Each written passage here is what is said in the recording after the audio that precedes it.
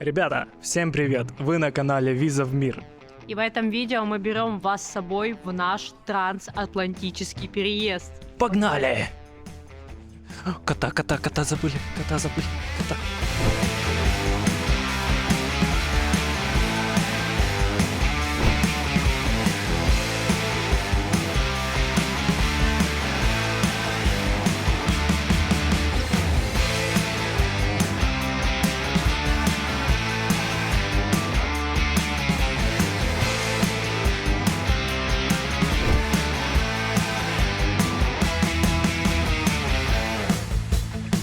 И перед тем, как начать это видео, мы хотим рассказать нашу маленькую историю о том, кто мы, как началась наша эмиграция, почему мы жили в Египте и зачем мы переехали в Аргентину. Ну, в общем-то, все началось банально, как у всех. Когда Россия напала на Украину, мы решили, что в такой стране мы больше жить не хотим, потому что такое говно мы не поддерживаем. Сразу было принято решение переезжать, и после недолгих раздумий выбор пал на Турцию. Времени подготовиться у нас особо не было, как и денежной подушки. Единственное, что мы успели сделать заранее, это найти работу в Турции на русскую компанию. Это была сезонная работа фотографами на яхтах. По итогу оказалось, что это было похоже больше на работу за еду, и уже буквально через неделю мы искали себе новую работу. И мы ее нашли.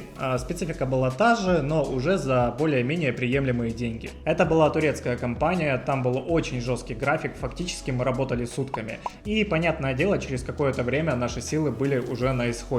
Да и сезон уже подходил к концу, и мы оттуда тоже ушли. Потом мы нашли удаленную работу, и жить нам стало немного проще. Но к этому моменту Турция нас совершенно перестала устраивать, и мы поняли, что нам нужно двигаться дальше. Мы долго думали, выбирали и в итоге остановились на Аргентине. Сразу хочется отметить, почему это не Европа и не Азия. Все просто, для Европы у нас нет Шенгена, и сделать мы его в ближайшее время точно не сможем. А в азиатских странах фактически невозможно получить гражданство. А так как получение гражданства для нас в приоритете, мы выбрали Аргентину. У нее очень сильный паспорт, который позволяет передвигаться по более чем 170 странам мира. Но перед тем, как отправиться в такой дальний полет, мы хотели посетить Израиль, потому что недавно туда переехали жить мои родители. И все бы ничего, но у нас есть кот, который путешествует с нами с самого начала, прямиком из Крыма. И ему для въезда в Израиль нужен специальный документ, титры на антитела к бешенству. В Турции он делался довольно долго и дорого, и поэтому мы решили поехать в Египет. Он находится довольно близко к Израилю, и этот документ там можно сделать быстро и дешево. Но и тут у нас все пошло не по плану. То одно, то другое. Постоянно возникали какие-то новые проблемы. Короче, не будем вдаваться в подробности. В тот момент, когда мы решили уже все свои вопросы, угадайте что, началась война. Очередная война, только между Израилем и Хамасом. И так как мы жили в арабской стране, естественно, дорога в Израиль для нас была закрыта. К сожалению, все 9 месяцев, проведенные в Египте, оказались для нас пустой тратой времени. И мы, не добившись своего, улетели в Аргентину. А теперь начинаем наш ролик. Пару лайфхаков по сборам чемоданов, как все вместить более компактно. А здесь в Египте дешевые лекарства. И мы купили себе аптечку, наверное, года на 3 вперед. Мы выкинули все упаковки от лекарств и смотали их скотчем. Теперь они занимают намного меньше места. Мы также выкинули все инструкции. Вот как-то так. Это очень удобно и занимает намного меньше места. Это номер 1. Лайфхак номер 2. Это сматывание одежды. Сматывание вот такой вот стрейч-пленкой. Тогда одежда занимает намного меньше места, и ей можно придать практически любую форму. Например, когда что-то типа кофт, они сматываются примерно вот так. А если это какие-нибудь штаны, то их можно смотать вот в такую вот трубочку. Поверьте на слово, если бы они не были смотаны, они были бы вот такие вот огромные. Это больше по опыту, наверное, вот так вот получается складывать. Берите на заметку, сматывайте в трубочку. и скрепляйте стрейч-пленкой. У нас всего 4 чемодана. Вот, допустим, в этом идет монитор от компьютера и одежда. Здесь у нас идет компьютер, тоже вместе с одеждой. И просто помойка оборудования. Вспышки, видеосвет, стойки. Тоже мы это все стараемся миксовать вместе с кофтами, с футболками, чтобы это не разбить. И вообще это удивительная фигня, потому что с Крыма, с России мы уезжали с 2 чемоданами, всего лишь с 2, а теперь у нас их 4. У нас 70% всякого электронного барахла и где-то 30% одежды. Вон еще один чемодан стоит пустой. Также у нас будет отдельная сумка для ноутбуков, которая пойдет в ручную кладь. И еще наша фотосумка. Тут у меня камеры и объективы. И от меня тоже маленькая хитрость по сборке каких-то нежных устройств, которые могут разбиться по типу монитора. Не торопитесь выкидывать пенопласт, который идет вместе с монитором в коробке, потому что он как раз-таки просто незаменим при упаковке в чемодан. Вот. Да, это монитор, который скреплен тоже стрейч-пленкой внутри толстенного пенопласта. Вот такой вот он по толщине. И, в принципе, ему ничего не грозит. Он уже пережил 3 поездки вот так вот. А с обратной стороны тут еще какие-то вещи вы можете видеть. Тут наши трусики, носочки, какие-то платьюшки, тоже штаны, футболки и так далее. Это придает дополнительную амортизацию при ударах. То есть я вот так беру и кладу одеждой вниз.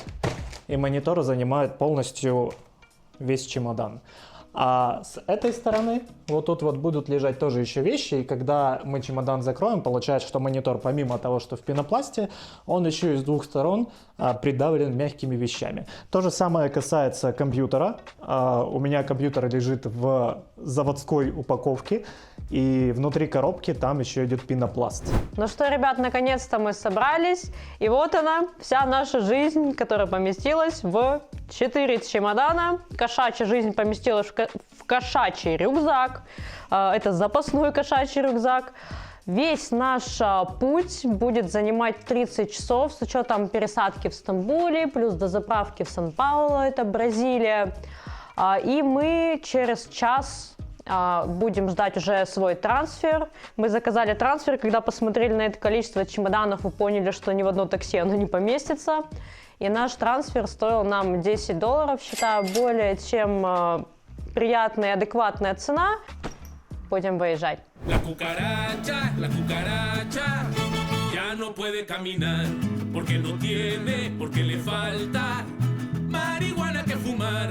La cucaracha ya no puede caminar porque no tiene, porque le falta marihuana que fumar. Хорош. Сейчас произошла такая фигня. Не удивляйтесь, что я такой запыханный, я просто уже начал выносить чемоданы. Мы купили успокоительное для кота у нашего ветеринара. Тут в Египте вообще с этим проблемы большие. Успокоительное фиг найдешь. Как только мы его начали давать нашему коту, оно такое гелеобразное, странное. Вот, у него начали очень сильно слезиться глаза, пена изо рта идти. Ну не пена, а слюни скорее капать. И он такой начал сразу заваливаться, как будто бы ему очень плохо. Мы давай в панике писать ветеринару, типа, чувак, все ли нормально, так ли это должно быть. Он нас успокоил, слава богу, вышел на связь, сразу сказал, что да, типа, все так оно и есть. Это нормально, такое поведение. В общем, мы с Дашкой очень сильно... Это было ужасно. Это было просто отвратительно. У нас с Дашкой чуть инфаркт не хватило вообще. Потому что только что вы его видели бешеного, максимально такого распушенного. А теперь он, бедолага, лежит там. Вот, спит маленький. Еще бедненький. Настрадался, а вы его не видите. Ну, в общем, ладно, не будем его беспокоить.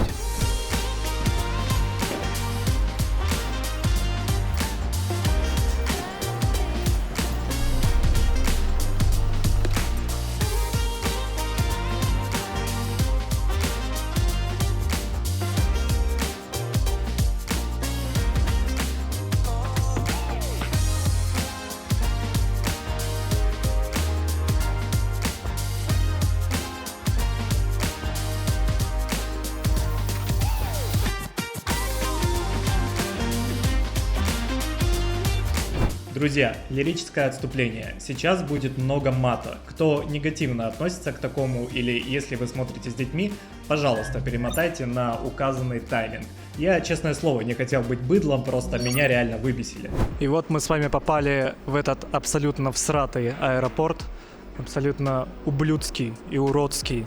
Я вообще стараюсь быть всегда максимально спокойным и очень вежливым и культурным, но тут будет мат, так что заранее извиняюсь. Это был пиздец, ребята, просто полное уебанство, по-другому не скажешь. Сначала все было хорошо. Нас привез трансфер, мы спокойно вышли, подошли ребята, помогайки с такими тележками, которые погружают, да, все твои чемоданы, ну, как бы, и помогают тебе проходить контроль. Против этого ничего не имею, реально помогает все, как бы.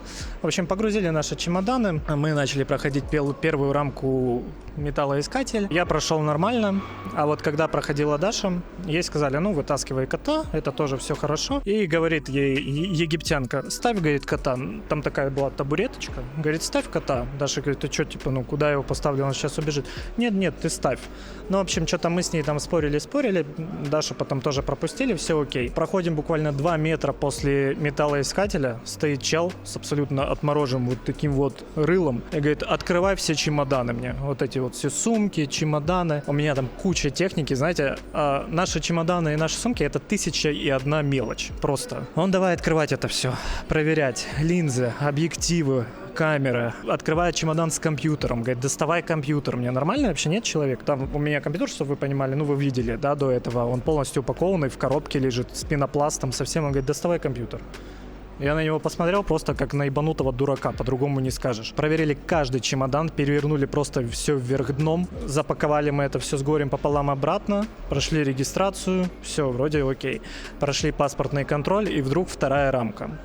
Ну, я уже такого не видел, наверное, лет 10. Во-первых, нужно снимать обувь и просто щеголять по аэропорту без обуви. Ну, ты просто ходишь по аэропорту без обуви и ждешь, пока тебе ее прокатят по металлоискателю, чтобы, блять, что? Чтобы что? Я вот просто искренне этого не понимаю. Опять доставай кота, опять ставь кота, блин, на эту табуретку. Благо я уже был рядом, нас одновременно с Дашей проверяли, вот так вот, синхронно, вдвоем. Даша отказывается ставить кота, подбегает какой-то чувак и просто пытается вырвать нашего кота и куда-то унести. Но вот в этот момент меня проверяет другой какой-то работник, я просто бью ему по рукам. Yes. Videoblog for YouTube. Give me 2 minutes. Yes. Our YouTube channel. No, Only our face, not you. Only face. Развернись сюда, пожалуйста, пускай он съебнет. Ладно, он от нас не отъебется, поэтому мы закончим здесь. Ну вы все видите, да? Это, блядь, просто какой-то первобытный век. Я не понимаю совершенно этого говна. Подошел, говорит, пойдем со мной. Я говорю, куда, блядь, я с тобой пойду? Говорит, пойдем со мной, у меня погоны. На чем я там остановился? А, да, вот. Подбегает чувак, пытается вырвать у Даши кота. Вот, в этот момент меня там осматривает другой какой-то его коллега. Вот, но я своего просто отпихиваю, этого чувака отпихиваю, ну и своему показываю, говорю, вы что, тут совсем дураки, что ли? Вы что делаете-то вообще?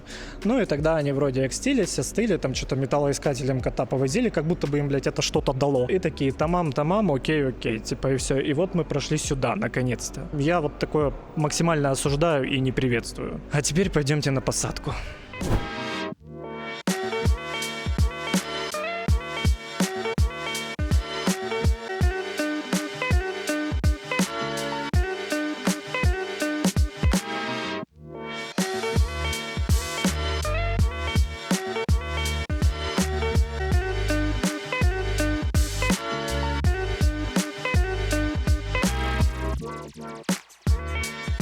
Мы зашли в самолет, и нас посадили на самые козырные места, где не откидывается спинка, в самый конец самолета. Но у нас есть специальное место для кота. Вот оно, наш котик. Я думаю, не зря мы за него платили. Вот все-таки место выделили. Не должны были, но выделили. А вообще, нас будут кормить? Я кушать уже хочу. Нам сказали good night din. Это у нас, собственно, доброе утро по-турецки. Время 4:38, но Ну по-турецки, да. По-турецки там московское время, в Египте еще 3. Сейчас полетим. Я надеюсь, что будет кормить вкусненько. Я есть хочу. Вы, наверное, заметили, у меня щеки выросли.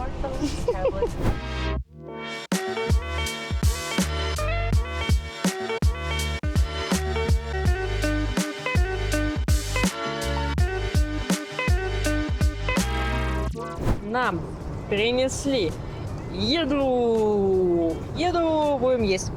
А что у нас? О, боже мой, спасибо, thank you. Будем смотреть, что у нас есть. Первым делом горяченная булочка. О, боже мой, чуть подпаленным пахнет. О, вкусно. Водичечка холодная. Ой, это йогурт. Это йогурт. Ненавижу йогурт. Огурчик, сыр и оливочка. Я думаю, это вкусно. И что-то здесь горячее такое. Обалдеть. Ух ты. Это какое-то тесто, да? Это омлет. Омлет, который пахнет тестом. Я так надеялась, что это будет пицца. Но нет. И еще у нас есть масло. И джем. Будем пробовать. Выглядит очень вкусно.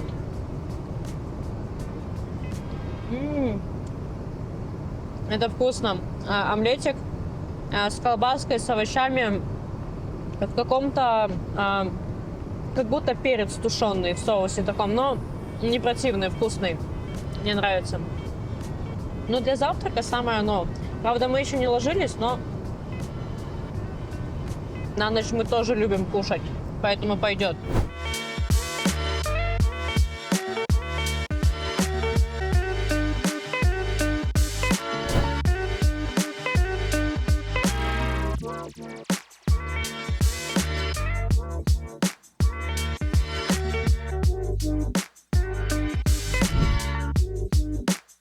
Ребята, мы уже долетели до Стамбула, наш полет прошел очень даже неплохо. И раз мы в аэропорту, у нас есть немножко времени, хотела поделиться с вами по поводу того, за сколько мы купили билеты. Наши билеты, как вы поняли, были из Шарм-эль-Шейха в Стамбул, из Стамбула в Буэнос-Айрес. Все одним днем. Пересадка у нас небольшая, 2 часа. И наши билеты обошлись нам в 160 тысяч. Это на меня, на Ваню и на кота. Хочется отметить, что цена в 160 тысяч рублей – это цена в обе стороны. То есть из Египта в Аргентину, из Аргентины обратно в Египет. Еще туда входили 4 чемодана по 23 килограмма, что было очень удобно. Кто не знает, при трансатлантическом перелете многие авиакомпании требуют наличия обратного билета. Многие покупают обратные билеты в третью страну в целях сэкономить, например, из Аргентины в Чили. Но турецкие авиалинии требуют обратный билет именно в ту страну, из которой ты вылетал. Есть еще специальные сервисы, которые продают так называемые фейковые билеты, но с ними с вероятностью 50% вас не посадят на самолет, либо заставят купить обратные билеты прямо в аэропорту. Наши же билеты возвратные, и деньги нам за них вернутся. По итогу наш полет обошелся нам примерно в 100 тысяч рублей. И давайте я вам расскажу, почему это вышло так дешево, потому что обычно люди летают намного дороже.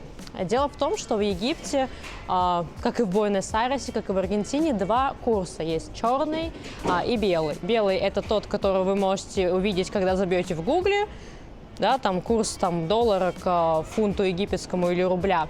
А черный курс тот, по которому продают, да, на улице. Любая авиакомпания формирует цены на билеты в зависимости от курса доллара. И так как в Египте есть черный курс и белый курс, по белому курсу, например, за $1000 вы получаете 32 тысячи фунтов, а по черному курсу 60 тысяч фунтов. И если покупать билеты в местной валюте, вы по факту удваиваете деньги, которые вы получаете. Вы получаете не 30 тысяч фунтов, а 60 тысяч фунтов. И, соответственно, можете купить условно не 1 билет, а 2.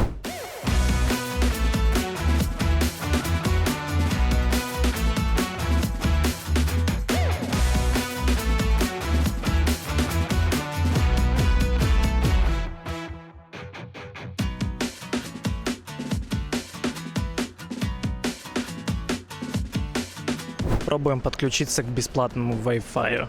Для этого вам понадобится паспорт и вот такой чудо-автомат. Берем, вот тут вот проводим, чего-то ждем. Получи 1 час бесплатно. Так, пожалуйста, запишите свой пароль. Ой-ой-ой, надо быстренько. А ну, Дашуля, давай. А ну, давай. Опа. Все? Да. Все, главная страница. Отлично, очень даже удобно. Я бы сказал, супер удобно. Пойдем посидим в интернете. А тем временем мы сейчас уже сидим, ждем, когда объявят посадку на наш самолет. Вон там гейт 15, люди стоят, ждут что-то, а мы тут сидим в комфорте. А я, между прочим, первый раз полечу на таком большом самолете. Никогда еще не летал на таких. Аж очень интересно. Приехали. Ну что, вот мы и сели. Дашуля, ты довольна? Нет, Почему? очень мало места. Да, мы ожидали, что тут будет места побольше, конечно, потому что даже в самолете из Египта было место побольше, а здесь мое богатырское пузо не помещается. Покажи, где у меня котик. Вот, котик, вот тут вот. Я вообще всегда мечтал полетать на самолете, на котором есть возможность лицезреть камеру. Оу, yeah. Вот это я понимаю нормально.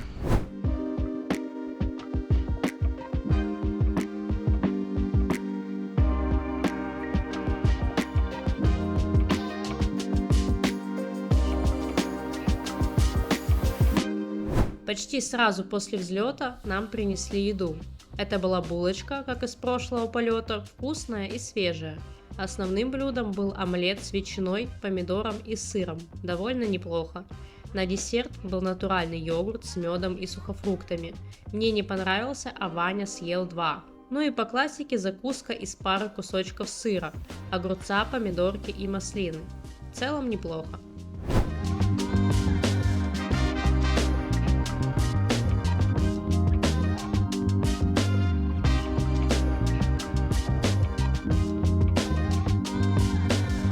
Еще в 2 словах хочется рассказать о том, каково это лететь на такое дальнее расстояние и в целом про комфорт турецких авиалиний. Мы много раз слышали, что люди хвалят турецкие авиалинии, в особенности на дальние перелеты. Но мы не разделяем их мнение, потому что в нашем самолете было катастрофически мало места. Его было даже меньше, чем на нашем прошлом коротком рейсе из Шарм-эль-Шейха в Стамбул. Ручную кладь тоже некуда было впихнуть. Я нашел буквально одно маленькое местечко, куда я засунул маленькую сумку с ноутбуками, и все. А еще каждому пассажиру выдают набор вещей. Это плед, подушка, сумочка с разными мелочами и наушники. И все это просто валяется у тебя на руках, на соседе, на полу.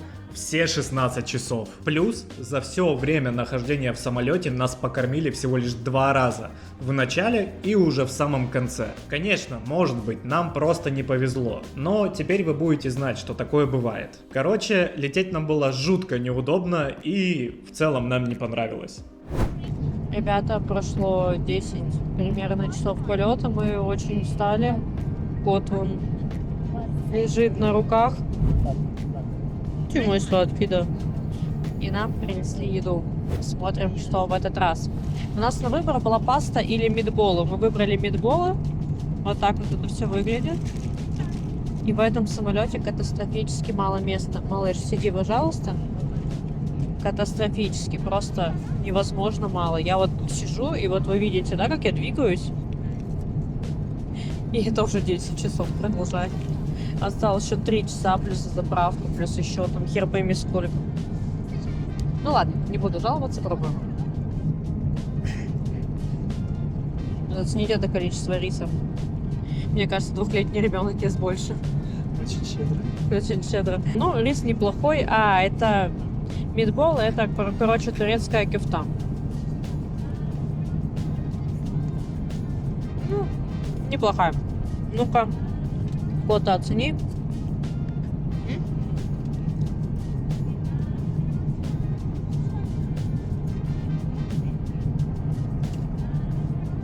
такие солененькие достаточно, но я думаю, сейчас нормально ему все равно. В принципе, ничего не будет, да? В общем, это мы съедим вместе с котом. Салат. Чили, сиди, пожалуйста. Огурцы, помидоры, речка сверху, все. Это что у нас чили такое?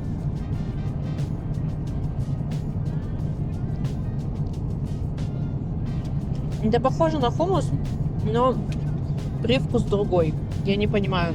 Ну, вообще это хумус, да. Хумус какой-то чили не бегай. С начинкой. Я вот сейчас пробую что-то сверху. С подливкой какой-то сверху. Ну, кстати, вкусненько. Мне нравится. Ну и давайте я десерт так. Немножечко какой-то мусс. Ой, какое сладкое. Как будто мороженка. Только мусс. Вот по вкусу крем-брюле. В меню было написано лимонное. Но от лимона я лично особо ничего не ощущаю. Сейчас будем делиться с котом. Только что Даша уронила мне на ногу вот такой вот фигурный хумус, да? Смотрите, это просто снайпер. Сейчас я попытаюсь. Ой, короче, уже упала. Ну, вообще, вот она там лежит, прямо у меня на ноге. Просто тут места настолько мало, что реально ты как тираннозавр Рекс. Да? Но он вот не такой вкусный был. Вообще.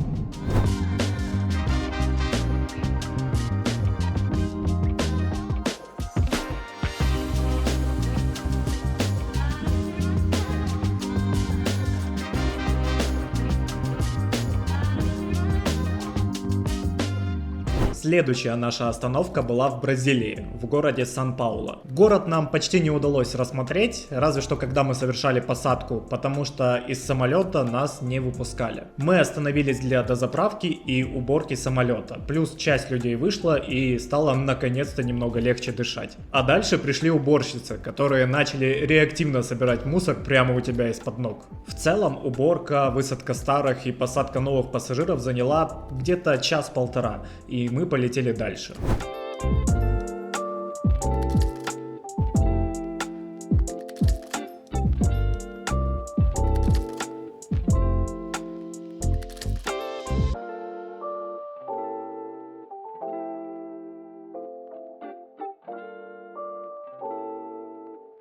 На часах 10:30.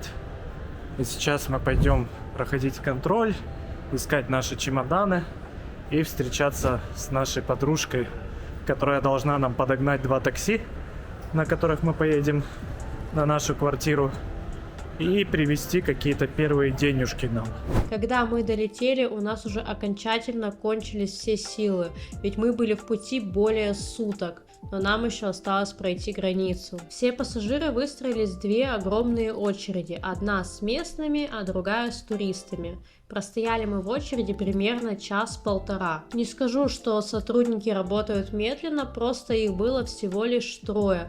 Нас особо ни о чем не спросили, хотя мы знаем, что многих конкретно так допрашивают. Все, чем поинтересовался работник, это цель нашего пребывания и где мы остановимся. И все. Обратные билеты у нас, кстати, тоже не спросили, но может быть это потому, что мы летели турецкими авиалиниями, а как мы уже говорили ранее, без обратного билета они в самолет не пускают. Еще мы слышали, что при въезде в Аргентину за животных нужно платить какой-то разовый сбор, но нам и тут повезло, на нашего кота никто даже не обратил внимания. И последнее, что хочется отметить, многие говорят, что в аэропорту есть какие-то специальные очереди для беременных, но мы такого не заметили. Вместе с нами в очереди была семья с 2 детьми и с беременной женщиной, но ни в какую отдельную очередь их никто не позвал, и они стояли и ждали вместе со всеми остальными. Когда мы вышли из аэропорта, наша подруга вызвала нам такси Uber, куда влезло все наши 4 чемодана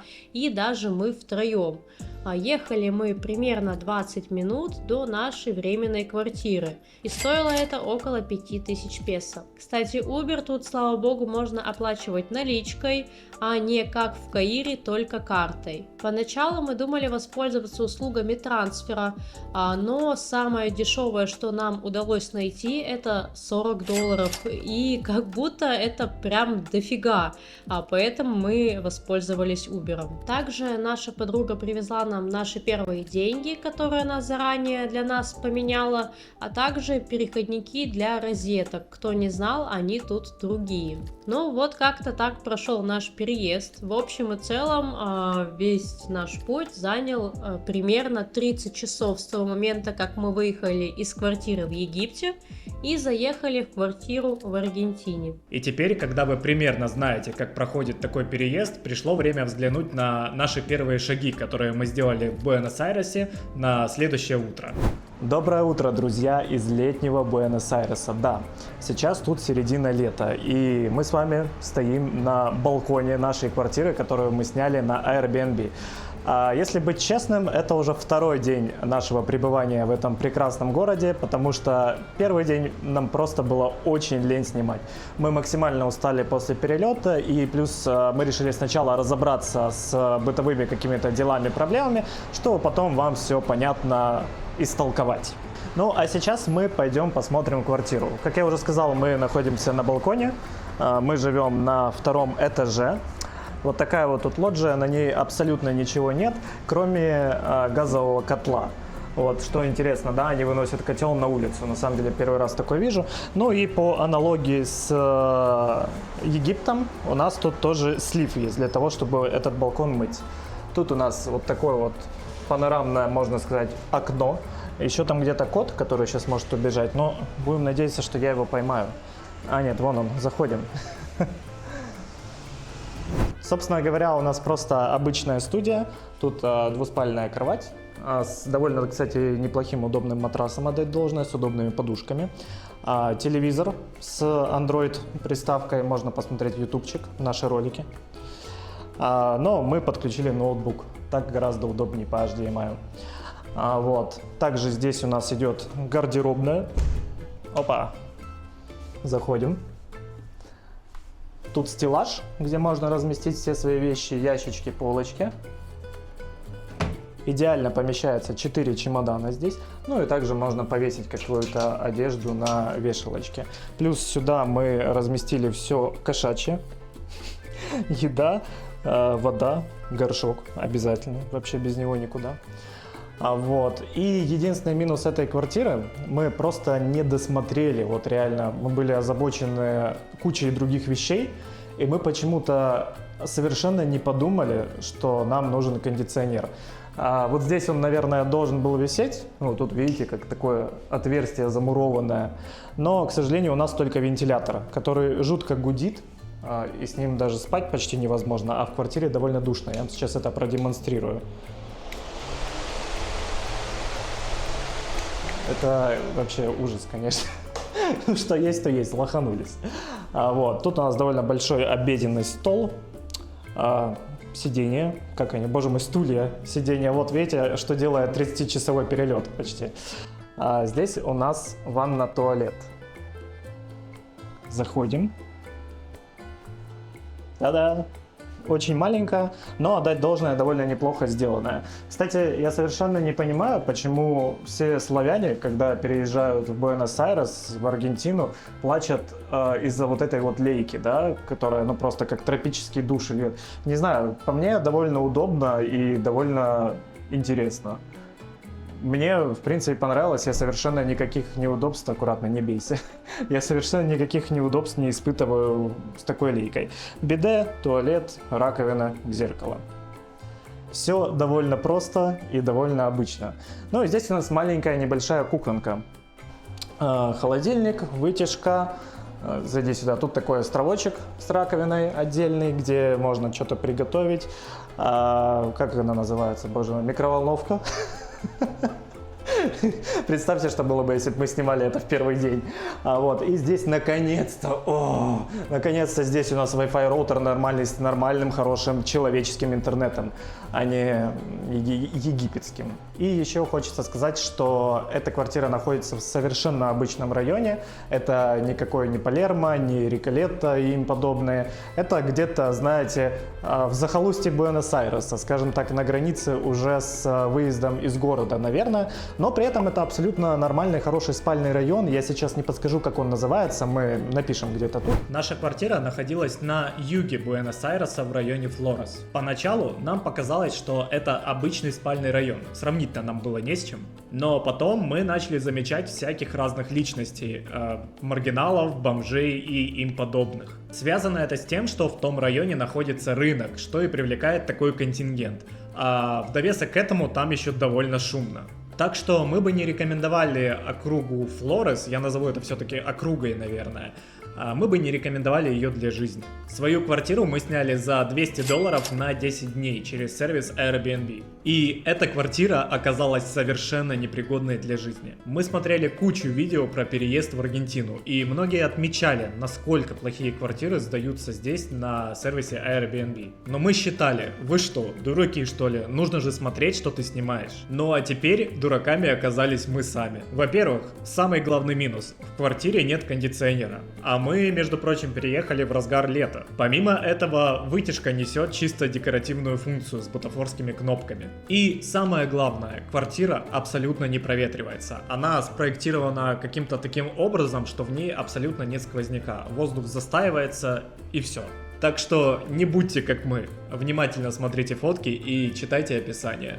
Еще кто не знает, обязательно стоит это держать у себя в голове, то что вы не сможете арендовать квартиру на Airbnb без международной карты, Visa или MasterCard, да, соответственно. Нам в этом помогли Дашины родители, которые живут в Израиле. Спасибо им огромное. Привет вам. Ну и не будем же терять ни минуты времени. Мы с вами сейчас пойдем гулять по нашему замечательному району, покажем, как и где купить сим-карту, проездную карточку для метро и другого общественного транспорта. И, возможно, зайдем в магазин. Ну что, вот так вот выглядит наш подъезд. Тут вот есть 2 лифта.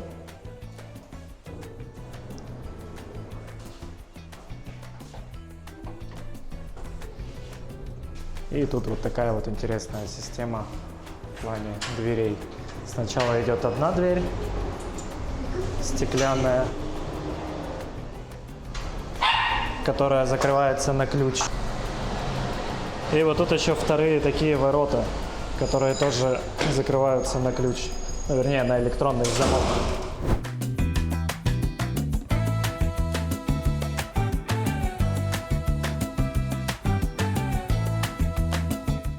Ребята, мы прошли буквально 2 минуты, и за моей спиной находится магазин аксессуаров для мобильных телефонов, всякие чехольчики, там зарядочки. И именно там мы купили вчера свои сим-карты. У нас сим-карты оператора Claro. Мы покупали сим-карты именно здесь, а не в офисе мобильного оператора, именно потому, что в офисе просят платить картой. А картой, даже если она у вас есть международная, платить невыгодно. Здесь продают за наличку, и мы заплатили, по-моему, 1000 песо за 2 сим-карты.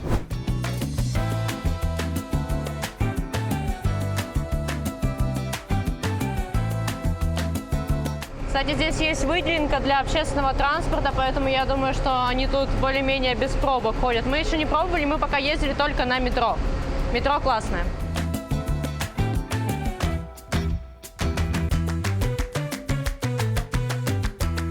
Ну и вот мы прошли еще буквально 3 минуты, и вот это вот офис оператора Claro. После того, как мы купили сим-карты, мы пришли сюда, и уже бесплатно нам их зарегистрировали, потому что их нужно привязать к паспорту, чтобы она заработала. И после того, как вы зарегистрировали карточку, ее еще нужно пополнить. И вы не поверите, делается это не здесь. Это можно делать либо в аптеке, которая называется Pharmacity или Pharmacity, что-то типа того, либо в киосках.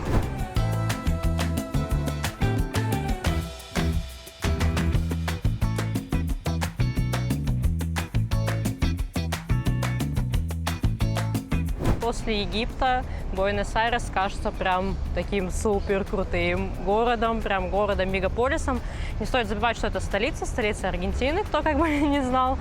А вот и здесь есть все. То есть ты идешь, и у тебя на каждом углу тут магазин, тут там оператор связи, тут овощи, фрукты, тут парк, тут же там школа, садики. И, в общем, очень классно. После Египта мы прям заценили.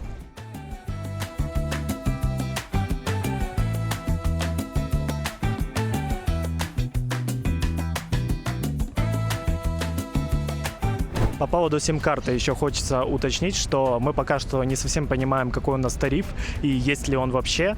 По-хорошему это нужно проверить в приложении, но пока что мы еще не разобрались, как в него зайти. Пока что у нас еще это не получилось. А в аптеке, где мы пополняли счет, мы просто дали 2000 песо. Это вроде как лимит там, то есть больше дать нельзя, если только заходить и выходить несколько раз в эту аптеку. Ну, понятное дело, мы так не стали делать. И пока что все. В общем, отдали 2000 песо, посмотрим, насколько нам его хватит. Ну и еще без чего нельзя жить в Буэнос-Айресе сразу, это метро. Оно как раз таки позади меня. Пойдемте тоже посмотрим его внутри.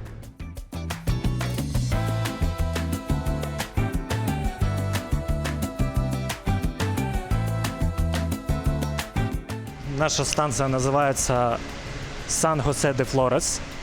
И прямо здесь, смотрите, прямо вот тут вот можно купить вот такие вот карточки. Я вам сейчас покажу. Выглядят они вот такие, вот так вот. Субы называется. Не знаю, может быть, неправильно читаю. Вот, стоят они 880 песо. Как нам порекомендовали друзья, сразу пополнять ее на 1000 песо. Просто так удобнее, чтобы 10 раз не давать деньги туда-сюда. Проезд мы вообще не знаем, сколько стоит пока что, но в районе 10-15 рублей. И вообще, если честно, эта инфа абсолютно бесполезная, потому что цены тут меняются просто постоянно, регулярно, чуть ли не каждый день.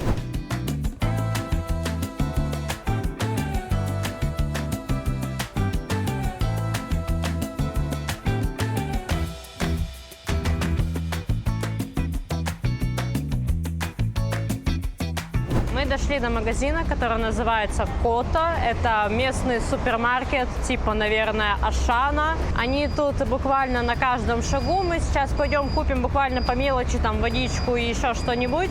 А полный обзор магазина будет чуть позже на нашем канале, так что ждите.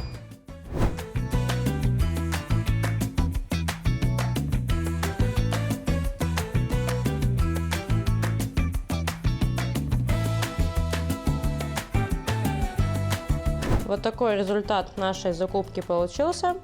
Мы купили пачку макарон, 2 стейка, вот такие рыбные котлетки, бутылку воды 6 литров и местную вареную сгущенку, называется Дульче де Лече. И вся наша закупка вышла нам на 8234 песо.